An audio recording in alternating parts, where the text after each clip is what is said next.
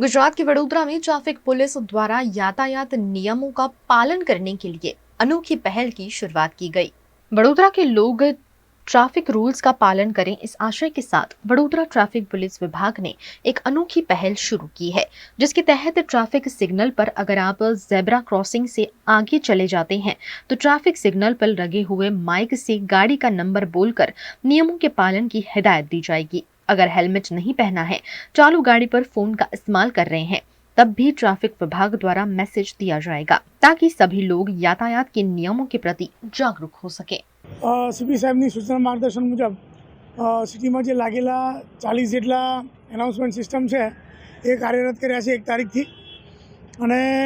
એ એનાઉન્સમેન્ટની અંદર અમે પબ્લિકને અવેર કરીએ છીએ કે ભાઈ તમે ઝીબ્રા ક્રોસિંગની પાછળ ઉભા રહો, સિગ્નલ ના તોડો, હેલ્મેટ પહેરો, સીટ બેલ્ટ પહેરો, ચાલુ ગાડીએ ફોન પર વાત ન કરો, એ બધી એનાઉન્સમેન્ટ કરીએ છીએ અને પબ્લિકને વધુ અવેર અને સેફ કરવાનો પ્રયત્ન કરીએ છીએ।